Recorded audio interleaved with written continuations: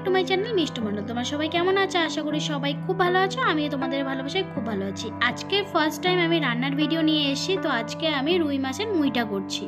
তো এখানে দেখো আদা রসুন পেস্ট নিয়েছি, এখানে কুচনো পেঁয়াজ নিয়ে নিয়েছি, আর এখানে কিন্তু মশলা নিয়েছি লাল লঙ্কা গুঁড়ো, হলুদ গুঁড়ো, আর হয়েছে কাশ্মীরি লাল লঙ্কা গুঁড়ো, আর হয়েছে জিরা গুঁড়ো। তো এখানে গুঁড়ো নিয়ে নিয়েছি, এটাকে একটু আমরা জল দিয়ে একটু ভিজিয়ে রাখবো। আর এখানে টমেটো পেস্ট নিয়ে নিয়েছি, আর এখানে কিছু গোটা মশলা নিয়ে নিয়েছি, সেটা দারচিনি, এলাচ আর লবঙ্গ, আর এখানে তেজপাতা, এটাই নিয়ে নিয়েছি। আর তারপরে কিন্তু তেল গরম করতে দিয়ে দিয়েছি। আর এখানে আমি আলুটাকে আগে একটু সেদ্ধ করে নিয়ে নিয়েছি, তারপরে এই সেদ্ধ করা আলুগুলোকে একটু ভেজে নেব। তো ভেজে নেওয়ার সময় অবশ্যই লবণ আর হলুদটা দেবে, পরিমাণ মতো অবশ্যই হলুদটা দেবে। তো চলো আগে আলুগুলোকে ভেজে নিই, তারপরে আসছি।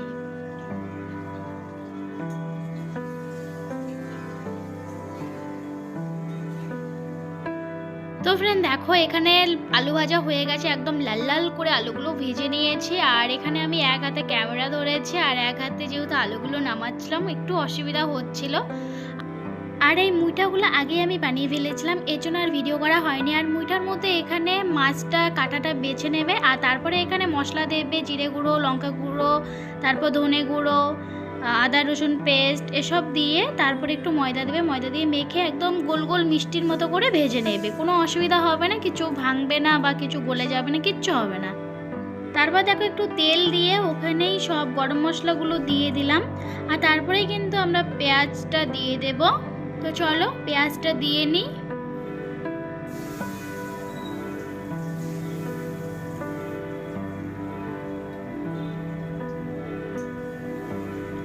তো ফ্রেন্ড এখানে কিন্তু পেঁয়াজটাকে একটু লাল লাল করে ব্রাউন ব্রাউন করে একটু ভেজে নিতে হবে। তো ভাজা হয়ে গেছে, আর এখন দেব আদা রসুন পেস্টটা। তো আদা রসুন পেস্টটা একটু তো ভেজে নিতে হবে, না হলে কিন্তু কাঁচা গন্ধটা যাবে না। তো একটু সময় নিয়ে তোমরা ভাজবে, আর এটা কিন্তু মিডিয়াম টু লো ফ্লেমে একদম রান্না করবে, একদম হাইও না আবার লো না, এরকম দিয়ে রান্না করবে। আর যখন এটা একটু ভাজা ভাজা হয়ে যাবে, তারপরে তোমরা এই টমেটো পেস্টটা দিয়ে দেবে। তো টমেটো পেস্টটাও একটু নাড়িয়ে চাড়িয়ে একটু ভাজা করে নেবে, যাতে আর কি এই গন্ধটা না থাকে। কাঁচা একটা টমেটো বাটার কিন্তু একটা কাঁচা গন্ধ থাকে। তো কাঁচা গন্ধটা যতক্ষণ না যাচ্ছে ততক্ষণ তোমরা একটু ভালো করে ভেজে নেবে।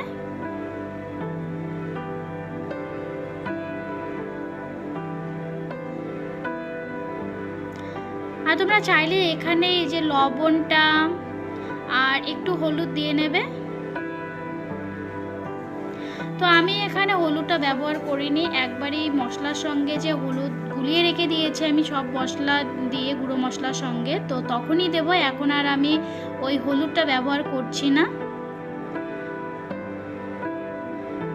এটা সম্পূর্ণটা ভাজা হয়ে যাওয়ার পর তারপরে যে গুঁড়ো মশলাটা আমি গুলিয়ে রেখেছিলাম সেই গুলানো মশলাটা দেবে। আর এখানে অবশ্যই কিন্তু তোমরা গরম জল ব্যবহার করবে, আর এইটা জলটা দেবে যে সেটাও গরম জলেই ব্যবহার করবে, তাতে আর কি স্বাদটা খুব ভালো থাকে।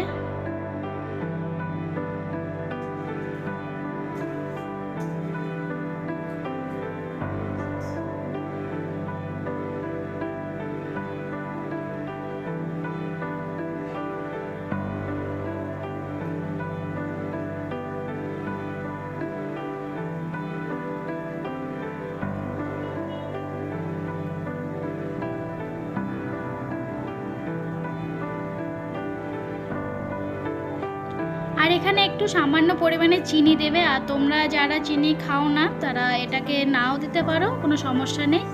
এটা ততক্ষণ ভাজবে যতক্ষণ না তেল ছেড়ে দিচ্ছে, ততক্ষণ ভাজবে। তেল ছেড়ে দিলে আলুটা দিয়ে দেবে, কারণ আলুটা আমাদের আগেই সেদ্ধ করা আছে, তো কোনো প্রবলেম হবে না।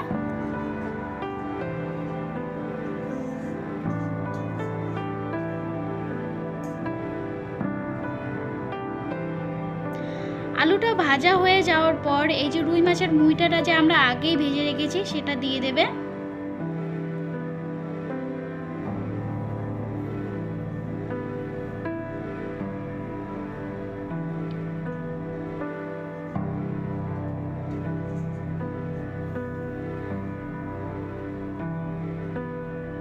এটা ভাজা হয়ে যাওয়ার পর একটু সামান্য পরিমাণে জল দেবে।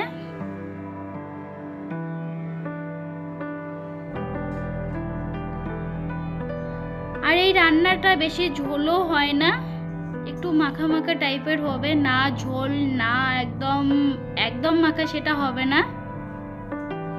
তো সেই অনুযায়ী তোমরা জল দেবে।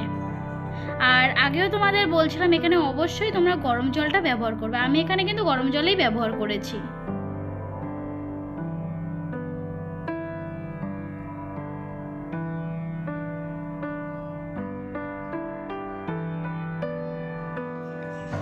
এই দেখো ফাইনালি কিন্তু আমার রান্না কিন্তু কমপ্লিট। তো দেখো ফ্রেন্ড কীরকম লাগছে বলো, দেখেই মনে হচ্ছে একদম মৌ রান্না হয়েছে। খেতে কী রকম হয়েছে সেটা তোমরা যদি বাড়িতে বানাও তাহলেই কিন্তু তোমরা বুঝতে পারবে যে কীরকম অসাধারণ রান্না হয় এইভাবে রান্না করলে। তো তোমরাও একদিন ট্রাই করবে, অবশ্যই ট্রাই করো, আর ট্রাই করে কিন্তু আমার কমেন্টে এসে জানাবে যে কীরকম রান্নাটা হয়েছে।